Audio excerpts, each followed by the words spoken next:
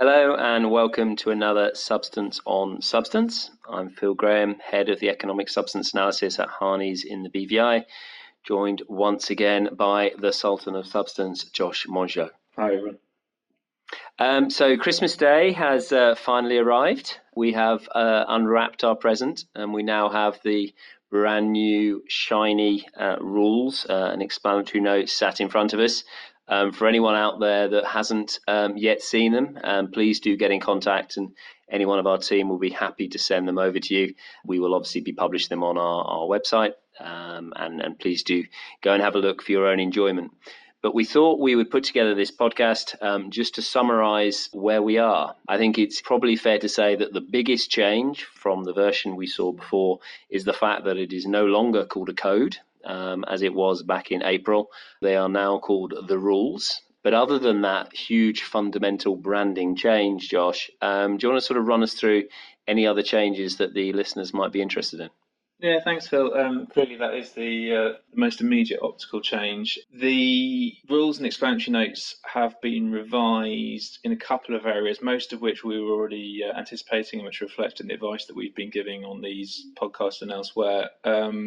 There is a useful summary document that the ITA has put out, which accompanied the final rules, which explains what the changes are. I won't go through these in too much detail, but broadly there are some comments I think that reflect discussions with the EU. There are some legislative changes that we're still anticipating, and there are a couple of tweaks around the margins. But the kind of substance of the rules remains unchanged from versions that industry, at least in the BVI, had seen. Diving into the detail of the changes, there is a helpful rule that the ITA has introduced to say that where you're trying to produce evidence that you are non-resident because of your foreign tax status, that a reasonable period for producing that evidence is typically going to be 2 financial periods. So that's slightly longer than I think some people had anticipated. There's some clarification around the concept of expenditure. There is confirmation, as we'd already expected, that if an entity is in liquidation and is still carrying on a business, it will need to still comply with the substance requirements. So that's a point for liquidators to be aware of in particular.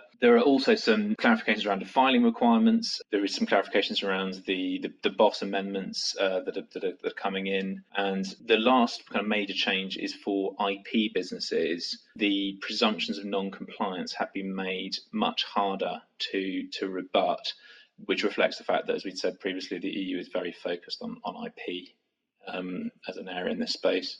But apart from that, it's very much kind of business as usual, and the advice that we've been putting out to clients is largely unchanged, particularly via the online classification solution. That is still good for use.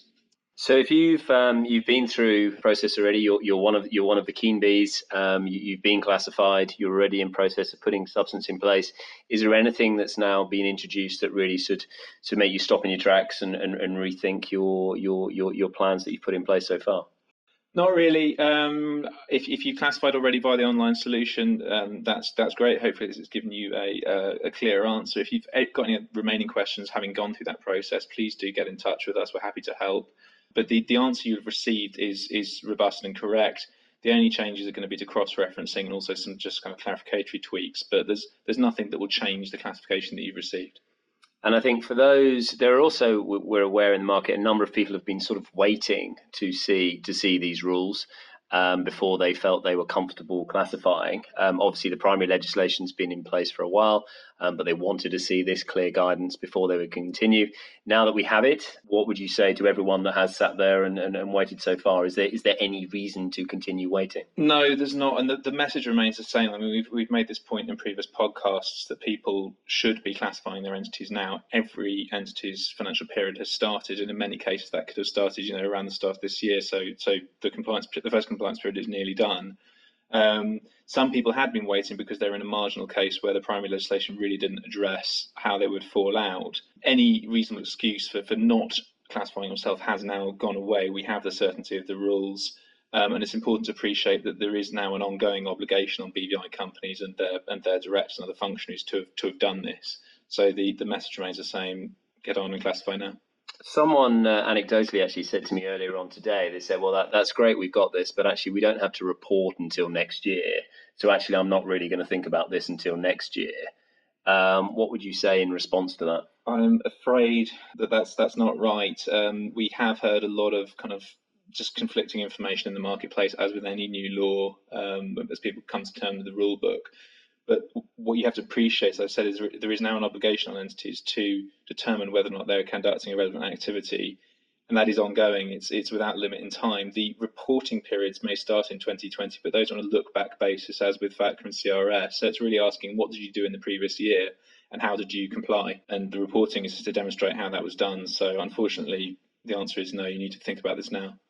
So I think it is fair to say that for entities that have waited until this point in time, there is a justifiable reason you could turn around to the ITA and say, well, notwithstanding the fact that my financial period started before this date, I waited because I wanted to see the rules to get some further clarification.